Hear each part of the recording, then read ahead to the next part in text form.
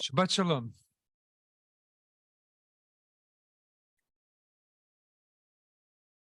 There is a verse in our Parsha, and it comes in, we read this morning, and it comes in the context of that first commandment to bring the first fruits to the temple, commandment about gratitude, where they would express that everyday gratitude that each one of us tries to find in our lives, for all the bounty in our lives. And they would say the words that we recite at the Passover Seder. My father was a wandering Aramean, but I'm in the land, and I'm grateful for all you did to bring my people out of Egypt, out of slavery. And then this verse, look down from your holy abode, from heaven, and bless your people Israel and the soil you've given us, a land flowing with milk and honey, as you swore to our fathers. A verse we read in the fourth Aliyah this morning. Look down from your holy abode. This is a concept that's really very familiar to how most of us in our modern day also understand what God is. And we see how rooted it is in the book of Deuteronomy and important there. But God is far off, and God's holy abode, far off in the heavens, looking down on us. And so what do? Well, we pray for good things to happen to us down here. God is far off, difficult to reach across the abyss, but we still try our best. And so we try to lead good lives, and we celebrate the joys, and we mourn the sadnesses, and do holidays, and God is watching, but far off in our holy abode. Just as we imagine as children, right? God up in the clouds, the grandfather in the clouds. And we're down here and we do our thing. As children, we slowly grow up, we go to school, we ride our bikes around the block. And then one day we find a spouse, we have a family of our own. And then God willing, we have more joys and probably also more sadnesses. We have grandchildren and God willing, great-grandchildren. And then one day we die and we go meet that creator who's so far away.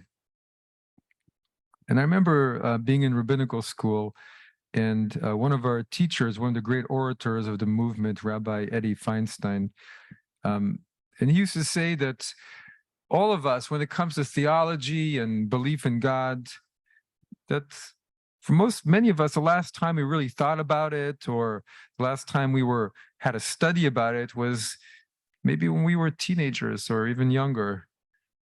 And that who and what God is still in that place of the kindly grandfather on the throne in the heavens. And the problem with this vision is that it breaks down when you encounter a tragedy in your life, right?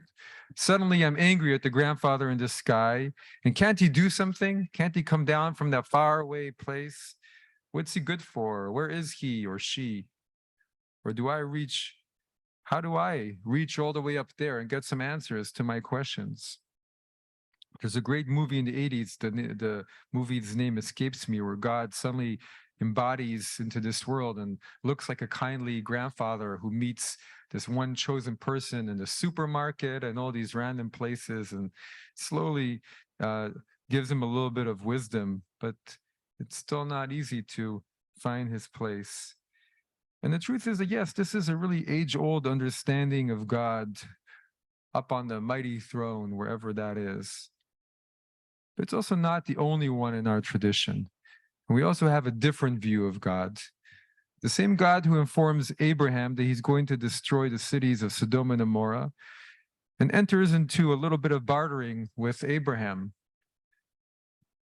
And Abraham says, will you really destroy it? And God says, well, so what if there are 50 righteous people? And what if there are 40 and goes down, 25 and then 10 and 15?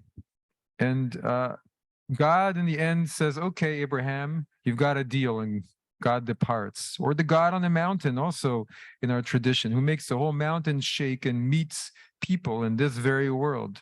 Or God is in the tabernacle, in a tent, where Moses and Aaron can talk to him, and all the people can see a cloud, and God can smell offerings of the heart. and respond favorably. God is in the temple, God is amongst the people. Maybe the central verse of the book of Exodus, make me a sanctuary so that I may dwell among you, among them. And so, from that point of view, be careful about everything you do and make sure that everything is pure. In the ancient thinking, make sure your house is pure, your body is pure, your sacrifices are pure, your lives, your moral, your ethics. Because if you do not maintain a pure enough environment, then God is saying bye-bye. And so they felt God was really among them, but it wasn't easy to upkeep that level of purity. And in some ways, the whole Bible is a story of the Jewish people trying to maintain that level where they felt God could dwell among them, that level of moral, ethical, all the other purities. And most of the time was at a very minimal level. And there were a few blessed times where they were able to reach above the minimum level and had extra blessing come. And it was a very big ask of this small nation of slaves. And they agreed to it, according to the Torah, and on some level wanted it. But over and over, the prophets kept saying to them, well, and God is saying, I can't live among you if you're not taking care of the orphan, if you're trampling on Shabbat, if you're bringing offerings, but with crooked intentions. And the ancients literally believed that God was there and in some ways eating in the temple. They had bread in the temple and offerings. And they believed there was this inborn presence that was living amongst them and that was alive. And it was in the building. And it wasn't just a symbol, but it was a feeling of a living God.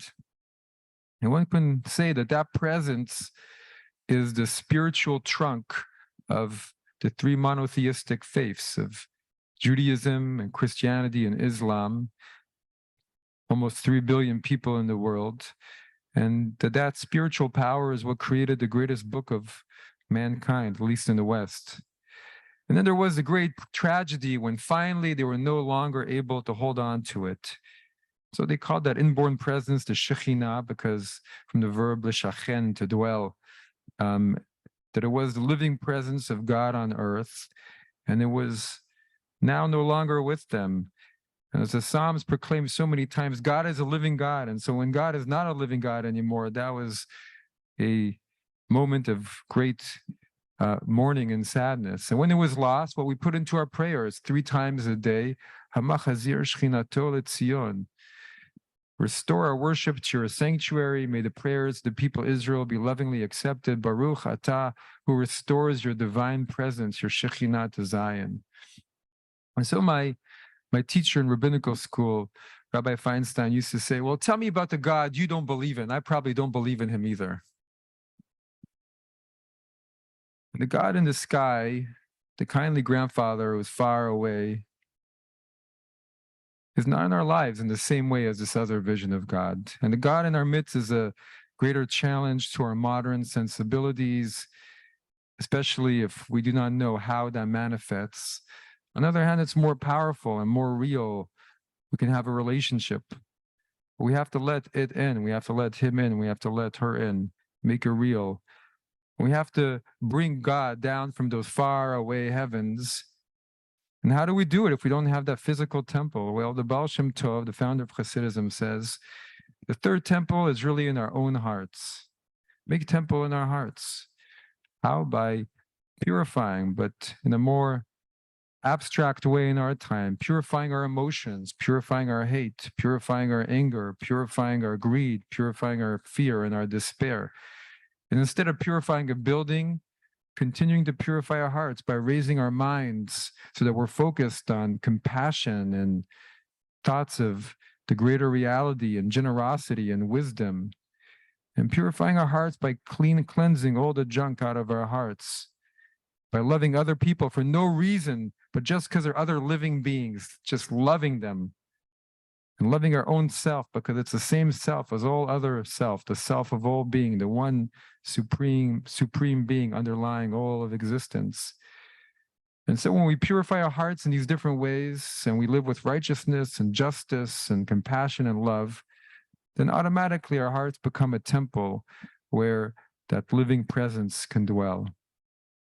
And this is the work of the holidays, is to try and restore that presence of the divine in our own hearts, in our own lives, that feels living until Yom Kippur Day, when as the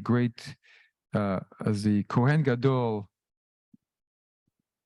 the high priest, would receive that fullness of the blessing, depending on how much work we've done to purify our own hearts and prepare our hearts.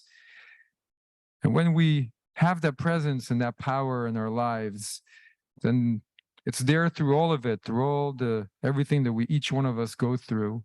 It stimulates our mind, our hearts, our souls. It gives us untold blessings. And then God is not a far-off presence while we do our own thing down here, even if it's good, even when we serve and observe and remember, the living presence in our midst, the feeding us and we it. It's all about what's in our hearts. Shabbat Shalom.